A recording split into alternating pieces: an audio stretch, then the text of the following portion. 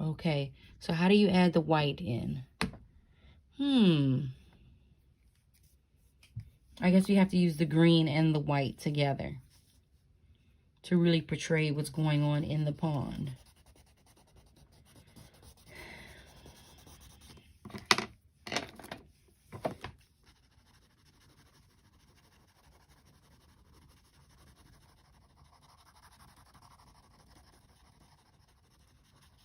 So I'm going to begin to go ahead and add in some of my lily pad pieces after I get this reflection in the water. There's a little bit of red reflecting in the water. So I want to make sure I grasp all of that with this red here. Here's a little bit of red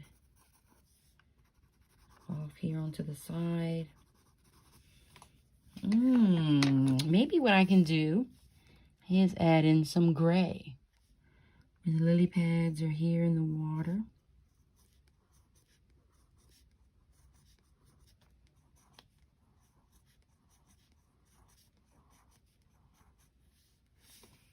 And a soft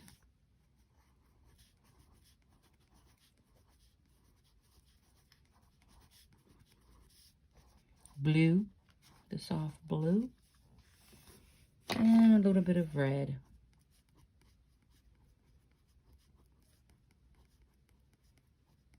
Where the lily pads are beginning to sprout off into the water with their white leaves. And let's get our green around the lily pads. So here's where I was talking about not using, just leaving the page white. So I'm not leaving it white. I'm adding the green water or the green moss around the lily pads. So there's pieces that are white of the lily pads, but because I've because I've added the green around it, we just don't have that one image there. Sometimes I have a lot of students who want to leave white into the piece and just say, oh, I'm done. You're not done if you have big white areas on your work. Okay, so right over here too in our water, it's more of a darkening I'm beginning to notice. So we want to make sure we add that darkening in the area here of the pond, our pond moss. And then let's get our lily pads back in the water again. Near this green grass here, our pond grass.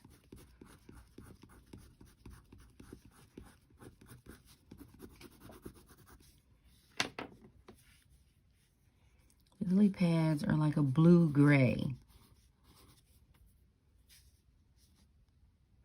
And they come all the way out into the water.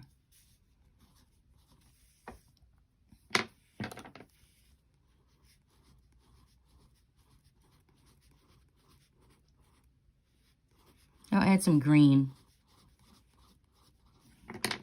Like they're sprouting. They're beginning to sprout.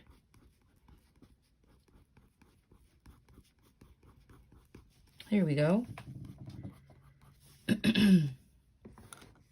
So if you want to take the flat part of the crayon again, and then just go ahead and over gently the lily pads, where you're blending your colors, not hard coloring, but you're merging the colors right over the grass. It's really, really helpful to get your impressionist look going that you're trying to convey. Here's some red sproutings over in here. There we have that there.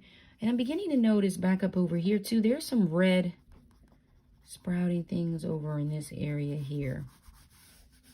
Back up inside of our bridge. We're going to add that in. Where this is kind of a darker colored foresty area back here. Almost like some dying leaves. So we can go ahead and add that in. Because we did have it as it was brown before. But we can really go ahead and add in that dark red and brown together. It even gives the bridge depth. And if you have black, you can take it over to the edge of the railing also of the bridge. And that gives it depth. Where your dark meets your light colors, it really adds a change of dimension to what you're trying to create. Like over here in the corners also, you can add the depth of the railings and give you a feel of what it's like to touch the railings. So right there in the corner, see, once you add that, that really separates the piece.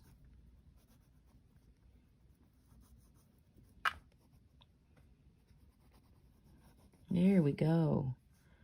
Okay, and this railing comes up here. Remember, there are two railings because the bridge is not 2D. The bridge is more 3D. And so right under here, too, to add the darker color, that's you can bring that red in on the blue. Right under here. Okay, so we're almost down to the wire where our white areas down here at the bottom need to be covered just like we covered the top up here. So we did a really good job making sure that our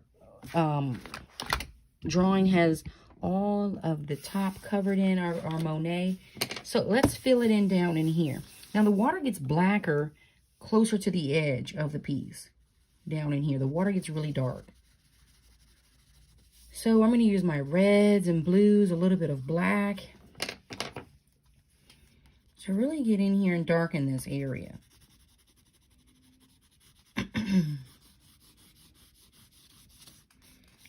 So all of this right over here is the blue.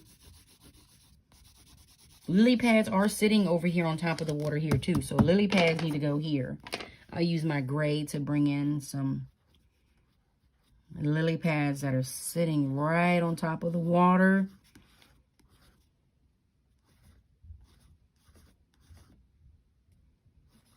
And I'll add in some green. Because the lily pads, you know, I don't know if you've ever seen real lily pads. They do have a solid green color to them. But that white blossom really comes through also. Okay. All right, let me get this gray shade this in here. Like I said, the water gets really dark down here.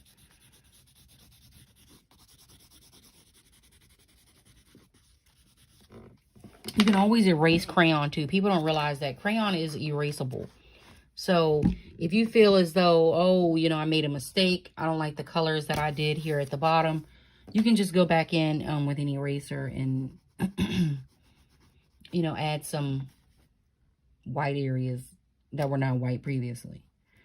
So here is the basis of your Claude Monet.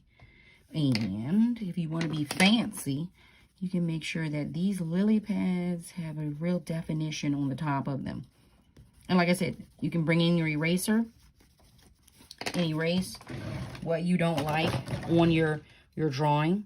I'll give you an example of that before the video ends right here. So this lily pad right here was kind of dark on the inside. And I want to make sure that it's not that way, so I can get an eraser, erase. And then to highlight that there's a white area here in the inside of the lily pad, I go ahead and add some white. But another trick is to darken around the area that's supposed to be staunch white. So when you come in with your green and then you darken around the lily pad, that white area is highlighted more than the rest. So it's like the lily pad has that really heavy blossom right there in the middle. And I can even add like a second leaf. If I get my eraser and erase right in there. So then there's like 2 leaves, and then I'll add in a third.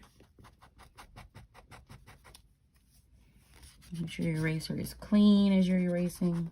Don't have a dirty eraser trying to add in lily pad white leaves. That's not going to work.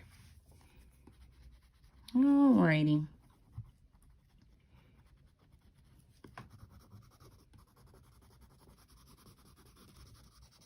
That's how you do a Claude Monet impression piece. I'm going to darken a little bit more because that lily pad over there is really different. This one here is different from the rest of them. And I can even darken my water, because as I look back, the water does have a darker color than the rest of the pieces. That pond is really muggy. So I want you to see how dark that is.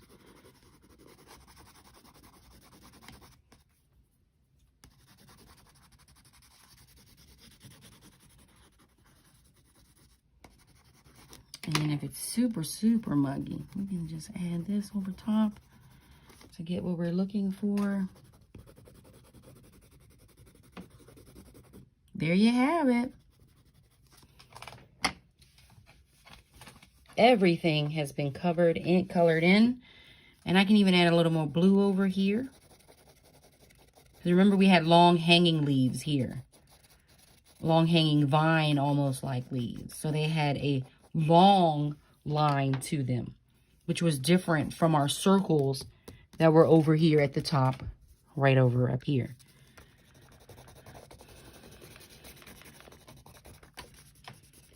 Okay, I'm going to just make this dark here.